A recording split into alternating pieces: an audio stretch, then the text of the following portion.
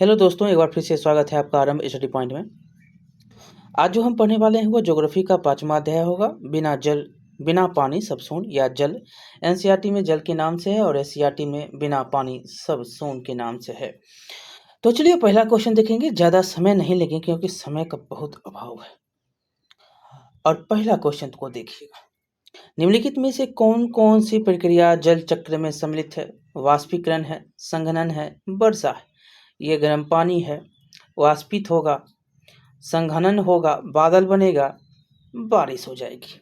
ये प्रक्रिया जो है चलते रहती है और यह जो है वर्षा के रूप में और बर्फ के रूप में, हिम वृष्टि के रूप में, ये सब कारण से ये धरती पर आता है। अब देखिए क्या होता है कि अब ये फिर गया समुद्र में, फिर जो है जल वाष्प हुआ, अब फिर संघनित हुआ, अब फिर वर्षा हो जाएगा। ये प्रक्रिया जो है चलते रहता है। हम यहाँ पर जो है शब्दों पे नहीं कर रहे हैं, बगल में कर रहे हैं। तो आप सब तो बोल भी देते हैं कि घसिए मत, थोड़ा कम घसिएगा। तो घस नहीं रहे हैं, समझा रहे हैं, थोड़ा समझ लीजिएगा तो आपको फायदा ही होगा। तो ये समझ गए ना कैसे होता है वाष्पीकरण, यहाँ पर संघनन, यहाँ पर फिर बारिश। ठीक है, बादल बनेगा और बारिश होगी। किस किस रूप में आप देखते हैं बादल को? तो वर्षा के रूप में, बर्फ के रूप में, वृष्टि सही वृष्टि के रूप में, ये आप देखते हैं। और इसके बाद क्या होता है फिर से? तो फिर से यही होता है कि ये जो है पानी गया समुद्र में, अब समुद्र में गया तो फिर वायुमंडल में जाएगा और वायुमंडल से फिर धरती पर आएगा। तो ऐसे चक्र जो है चलते रहते हैं, इसी को क्या कहते हैं? जल चक्र कहते हैं। बस इतनी सी बात। चलिए इसमें तीनों सही हो जाएगा। ठीक है, दूसरा क्वेश्चन कह रहा है कि निम्नलिखित में से किसका सागरीय जल की लवणता में सर्वाधिक योगदान है? तो सबसे ज़्यादा किसका योगदान है लवणता में? तो सोडियम क्लोराइड का। जानते हैं सोडियम क्लोराइड को क्या कहते हैं? तो सोडियम क्लोराइड को आप कहते हैं खाने का नमक। तो महासागर हो, सागर हो, ये जल क्या लवणीय है और इसमें अधिकांश रूप से सोडियम क्लोराइड की मात्रा ज़्यादा होती है। और आपको पता होगा कि 1 लीटर पानी लीजिए, मतलब 1000 ग्राम पानी लीजिए, तो इसमें मौजूदा नमक जो होगा कितना होगा? महासागर में 35 और इजराइल के मृत सागर में जो है 45% जो है पानी आपको क्या होगा? लवण ही होगा। मतलब 45 भाग जो होगा उसका प्रति 1000 ग्राम में वो लवण ही होगा। ये याद रखना है। यहाँ पर से क्वेश्चन जो है 100 ग्राम, 200 ग्राम, 300 ग्राम, 400 ग्राम, 500 ग्राम बराबर 1000 ग्राम बराबर कितना? तो 1 लीटर में 35 जो है परसेंट कहाँ पर? तो महासागर में। और 1 लीटर में जो है 45% कहाँ? प्रतिशत कहाँ?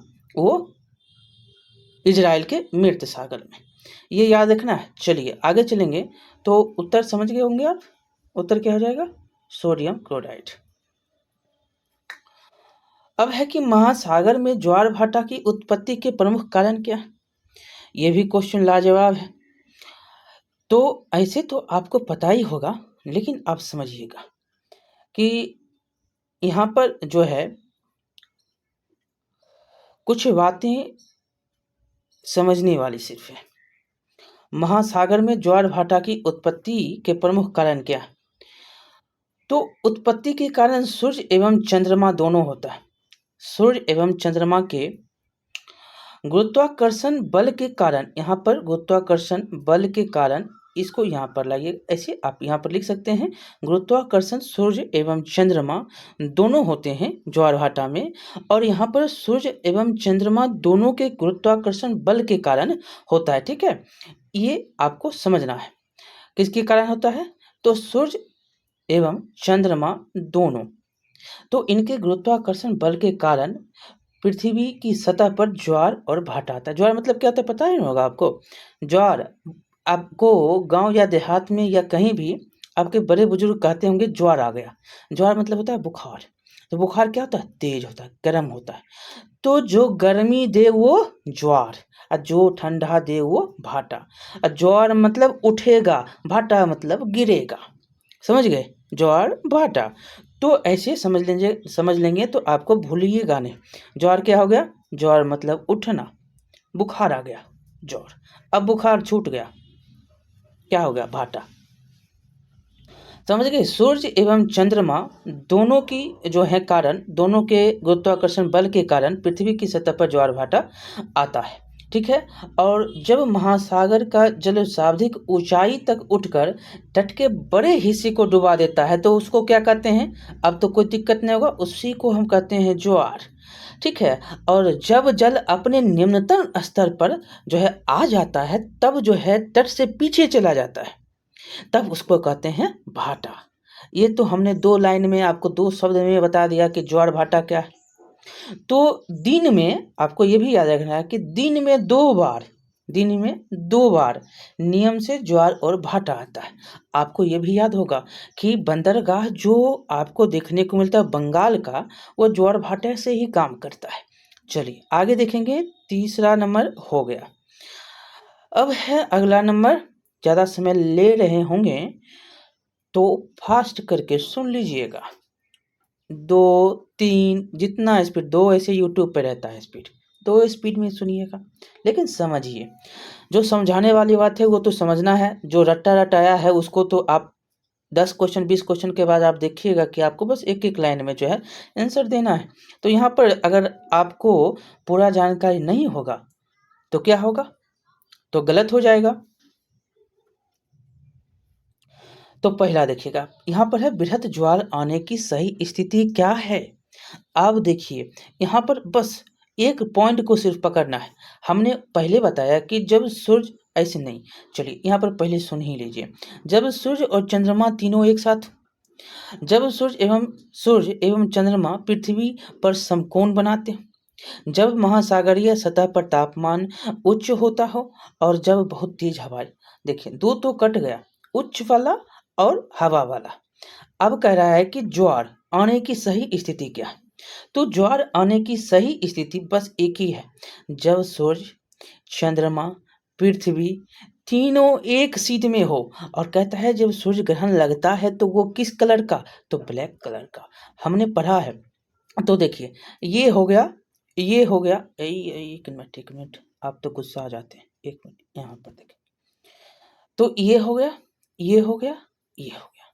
क्या क्या कह रहा था, ये कहिए सूर्य है, अब ये कहिए चंद्रमा है, अब ये कहिए कौन है, पृथ्वी है। तीनों एक दिशा में, तीनों एक दिशा में, तो ज्वार आने की स्थिति होगी, ठीक है। बृहत ज्वार आने की सही स्थिति यही है, जब सूर्य, चंद्रमा, पृथ्वी तीनों एक दिशा में हो तो आएगा बृहत ज्वार।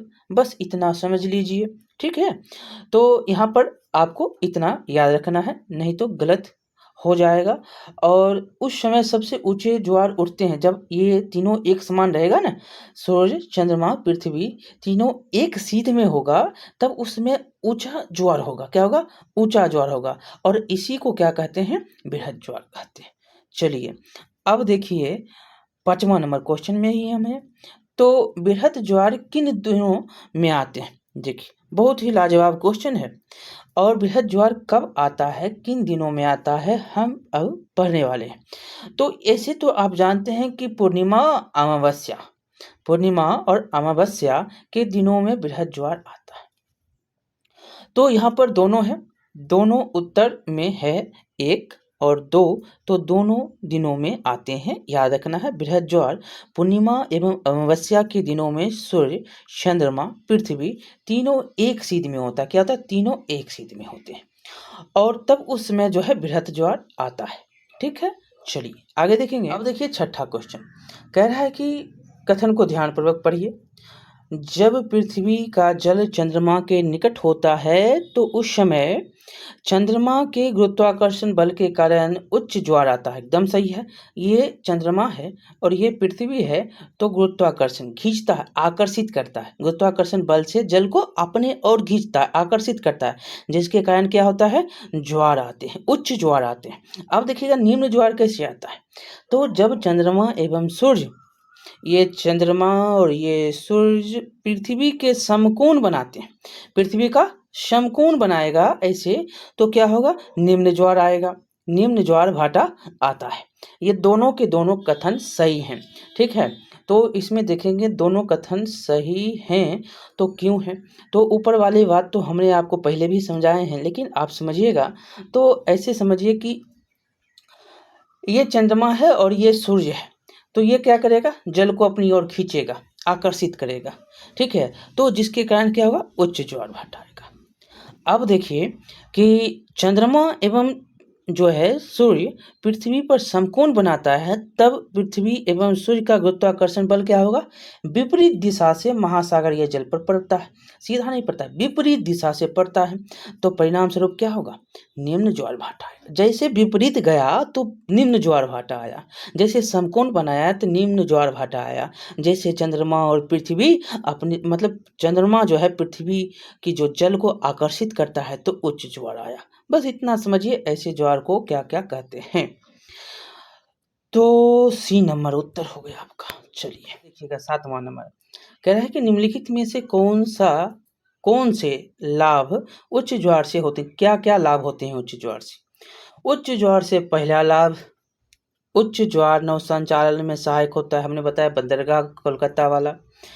दूसरा है कि उच्च ज्वार मछली पकड़ने में मदद, एकदम पानी जो है खुद ब खुद आ जाता है तो क्या होगा, मछली पकड़ने में बहुत सुंदर होता है मछुआरे को। अगला है कि इनके उपयोग से विद्युत उत्पन्न किया जा सकता है, ये भी सही है। टर्मिनेटर जो है यहाँ पर लगा दीजिए और यहाँ पर चलेगा, तो ये भी विद्युत उत्पन्न किया जा सकता है, किया भी जाता है।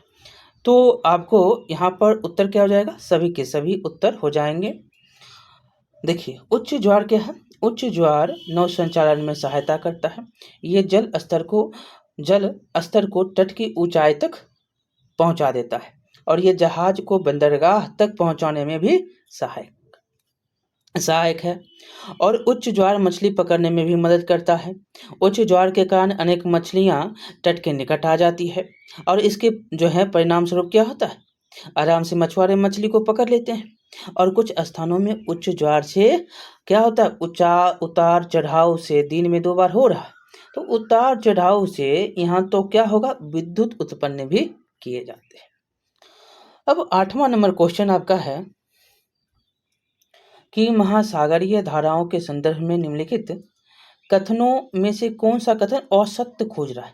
असत्य कौन सा है, तो 1 2 3 ABCD कौन है, तो गर्म महासागरीय धाराएं भूमध्य रेखा के निकट उत्पन्न होती हैं एवं ध्रुवों की ओर प्रवाहित होती हैं, सही बात है। दूसरा है कि ठंडी जलधाराएं ध्रुवों, देखिए ठंडी जलधाराएं ध्रुव, सही बात। उच्च अक्षांशों से उष्णकटिबंधीय एवं निम्न अक्षांशों की ओर प्रभावित होती है। और तीसरा है लेब्राडोर महासागरीय जलधाराएं उष्ण जलधाराएं होती है, ये आपका गलत है। ये जो है एक्सट्रीम गर्म जलधाराएं होती हैं और जो है लेब्राडोर महासागरीय धाराएं शीत जलधाराएं होती है, उष्ण नहीं होती है। और एक हमने बताया कि गल्फ स्ट्रीम जो होता है वो गर्म जलधारा होता है। गल्फ स्ट्रीम गर्म जलधारा, लेब्राडोर शीत जलधारा, 2 क्वेश्चन हमने यहाँ पर बताए। तो याद रखना है कि गल्फ स्ट्रीम जो होता है वो गर्म जलधारा होता है, और 2 यहाँ पर याद रखना है, एक गल्फ स्ट्रीम और लेब्राडोर महासागरीय जलधाराएं शीत जलधाराएं, और जो है गल्फ स्ट्रीम जो है वो गर्म जलधारा है। और ये दोनों सही हैं और तीसरा भी सही है, महासागरीय धाराएं आसपास के क्षेत्रों के तापमान को भी प्रभावित करता है। अब 9वां नंबर क्वेश्चन देखिएगा कि निम्नलिखित में से कौन सा महासागरीय क्षेत्र विश्व भर में सर्वोत्तम मत्स्य क्षेत्र माना जाता है। तो आपको याद है, यहाँ पर देखिएगा, वह क्षेत्र जहाँ गर्म एवं शीत जलधाराएं मिलती है, वह क्षेत्र जहाँ गर्म एवं शीत जलधाराएं मिलती हो वहाँ पर सर्वोत्तम मछली पालन होता है, मछली पकड़ाए जाते हैं। याद रखिएगा, यहाँ से क्वेश्चन जो है पूछा जाता है, सागर हो महासागर हो, जिस स्थान पर गर्म एवं शीत जलधाराएं मिलती है वह क्षेत्र जो है सर्वोत्तम मत्स्य क्षेत्र कहलाता है। जापान के आसपास के क्षेत्र को देखेंगे तो, और उत्तर अमेरिका के पूर्वी क्षेत्र को, तो यहाँ पर ये गर्म और जो है ठंडी जलधाराएं मिलती हैं और वहाँ पर कोहरे वाला मौसम बनता है और इसके परिणाम स्वरूप क्या होता है, नौ संचालन में भी बाधा उत्पन्न होती है। ये होता है, लेकिन आपको मत्स्यन के लिए अच्छा है, नौ संचालन के लिए थोड़ा गड़बड़ है। ठीक है, तो सी नंबर उत्तर हो जाएगा। 10वां नंबर क्वेश्चन है कि वह कौन सी प्रक्रिया है जिसके माध्यम से पानी लगातार अपना रूप बदलता है, तो जल चक्र है। वाष्पन होगा, संघनन होगा, बारिश होगा, फिर जाएगा समुद्र में, फिर वाष्पन होगा, ऐसे करके चलता है, तो जल चक्र। अगला देखिएगा, निम्नलिखित में से कौन सा प्रक्रिया जो है जल चक्र से सम्मिलित है, तो वाष्पीकरण, संघनन, वाष्पन सब कुछ है। पहला क्वेश्चन का ये आपका उत्तर है कि सभी उपरोक्त में से सभी। किस दिन को विश्व जल दिवस के रूप में मनाते हैं, 22 मार्च को। कब, 22 मार्च को। अगला है कि 2 दिन में 2 बार नियत से महासागरीय जल का उठना एवं गिरना क्या कहलाता है, ज्वार भाटा कहलाता है। अब तो उत्तर बन रहा होगा ना। चलिए अगला देखेंगे कि सूर्य, चंद्रमा और पृथ्वी की सतह द्वारा लगाए गए गुरुत्वाकर्षण खिंचाव के कारण क्या होता है, ज्वार भाटा आता है, उत्पन्न होता है। आगे चलेंगे, महासागरों में होने वाले गतियों को आमतौर पर क्या कहा जाता है, तो परिसंचरण कहा जाता है। क्या कहा जाता है, परिसंचरण। लेब्राडोर और गल्फ हमने 2 की बात जो है पहले भी की है, तो ये क्या है, महासागरीय धाराएं। एक है शीत, एक है गर्म। लेब्राडोर ये क्या है, और ये क्या है, ये गर्म है, ये शीत है। चलिए, निम्न में से कौन सा महासागरीय की गति नहीं है, हिमनद नहीं है। तरंग, ज्वार भाटा, धाराएं ये सभी महासागर की गति हैं। अगला है कि अधिक ऊंची उठने वाली विशाल ज्वारीय तरंग क्या कहलाती है, तो सुनामी कहलाता है। सुनामी आ जाता है तट पे।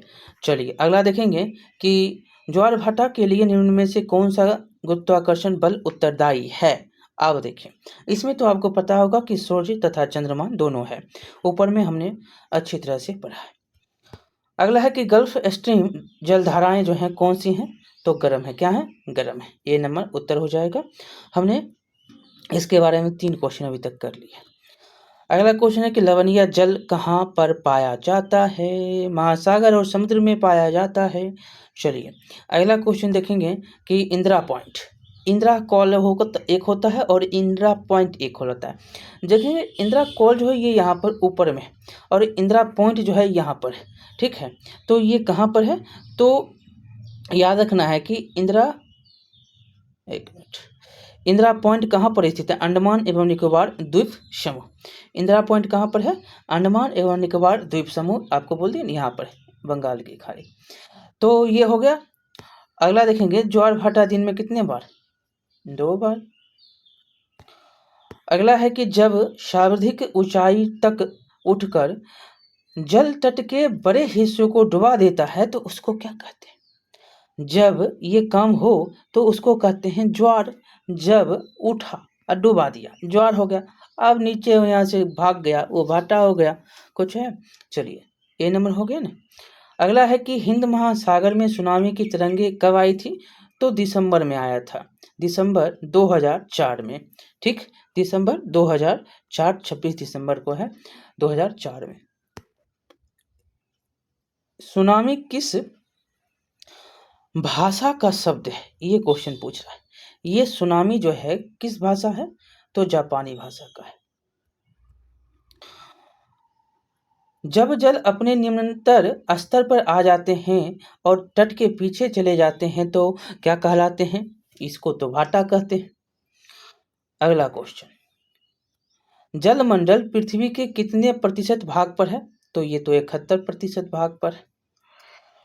निम्नलिखित में से कौन सा मीठे जल का झील नहीं है, देखिए बैकाल, अरल, बुलर और विक्टोरिया। इसमें मीठे जल का कौन है नहीं, ये पूछा है। अब देखिए ये जो है ना अरल, ये क्या है, ये खारा है। और विक्टोरिया, वैकाल, बुलर ये सभी के सभी मीठे जल के हैं। अलर जो है ये खारा पानी है। ठीक है, मीठे जल वाला झील है। अगला क्वेश्चन देखिएगा कि किस महासागर का आकार अंग्रेजी के एस अक्षर जैसा है, तो ये कोई नहीं है, अटलांटिक है, ऐसे करके। अब है कि इनमें से कौन झील है। अब सभी का नाम सागर है, अब खोज लीजिए कौन झील है। तो एक ही तो यहाँ पर झील है, वो है कैस्पियन सागर। इसको झील है, ये तो झील इतना बड़ा है कि इसको सागर नाम दे दिया गया। ठीक है, तो कैस्पियन सागर एक झील है। तो टोटल 31 क्वेश्चन थे, और है क्या? नहीं है। तो टोटल क्वेश्चन आपके समाप्त हुए। ठीक है, मिलते हैं अगले वीडियो में। बहुत बहुत धन्यवाद। लाइक करिएगा, शेयर करिएगा, सब्सक्राइब करना नहीं भूलिएगा। मिलते हैं।